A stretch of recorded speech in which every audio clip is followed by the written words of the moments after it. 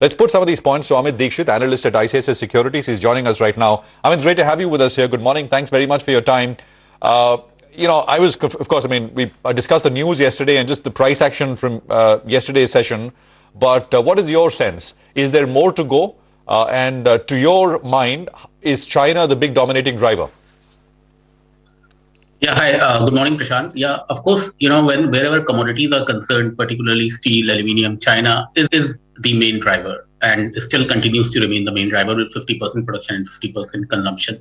Now, coming to the chart movement or the stock price movement itself. Well, if you look at the metals pack, over last 1 month, practically we hadn't done anything.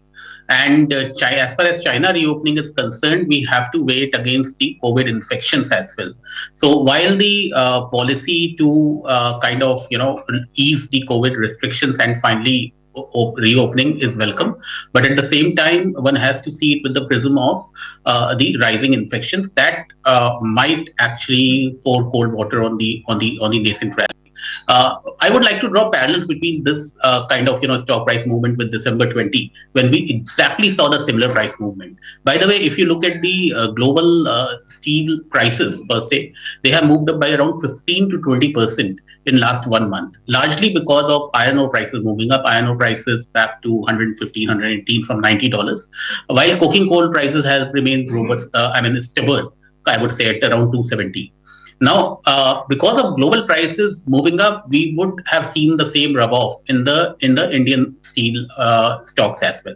And particularly when the consumption growth is not all too bad. And the fourth quarter, we would see good growth. Traditionally, it has been seasonally a good quarter.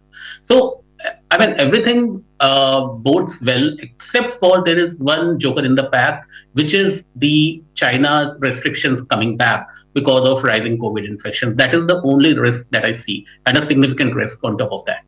Amit, we'll just come to you in a bit because it's 9:10 and we just want to get some trading calls out of the way. The Nifty has adjusted to a cut of around 50 odd points, so nothing alarming. The Sensex is down about 115 points. Sudarshan, what's the big call at 9:10? Well, the Nifty is an avoid for the day. ONGC is a buy with a stop under 142. ONGC. ONGC, Mitesh, how about you? I will go with the buy on Jindal Steel.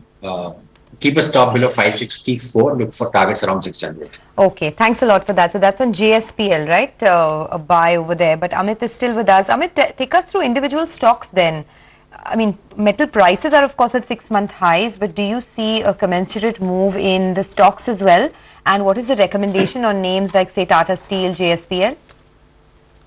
No, so if you look at, I would be discerning over here because rebar prices or longs prices have behaved particularly well in India due to rise in pellet prices after the export duty was removed, and therefore we have a bias towards long steel players, primarily JSPL and Shyam Metallics. These stocks should do better. As far as the Tata Steel is concerned, well, you will have to keep a very close eye on how European annual contracts are renegotiated. Earlier, when they were renegotiated in the backdrop of HRC, European HRC being at 1100, and now European HRC is at 680 odd. So one has to keep an eye on that. And spreads, well, I would repeat, they are not exactly very, they are, if you compare with them with 8 years average, they are around that level. So not something very earth-shattering. So not very optimistic on the whole pack as such. But yeah, if as far as individual stocks are concerned, Jindal Steel and Power is our topic in the ferrous space. In smaller space, yeah, Shyam Metallics. And in stainless, we have Jindal Stainless as our key pick. Amit, quickly before we let you go, there was also an opinion that came in yesterday that if China were to open and there would be higher demand, there will obviously be higher supply as well coming in from China because their production would open as well. So those could be negating factors. Your thoughts on that? And secondly, what is the difference between prices internationally and in India?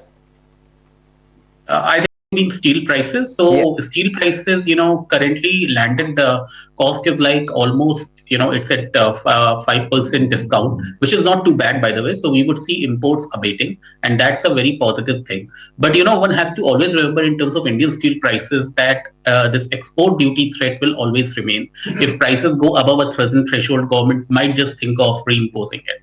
So because it has been done in the past. Now coming to the China factor, well, of course, with the consumption going up, production will also go up. And by the way, in case of aluminium, what we have seen recently, that because of power curves, the production has been low. But that has also been negated by the fact that downstream consumption is also low because it's a seasonally low period. In China, interestingly, what happens before Chinese New Year, there is a lot of stockpiling of both iron ore as well as alumina. So therefore, this also supports prices to a certain extent. However, if I look at inventory of steel, well, inventory has definitely risen over last 1 week, and that is not really very positive. Okay, thanks a lot, Amit, for joining in. Well, Chalet Hotels is another stock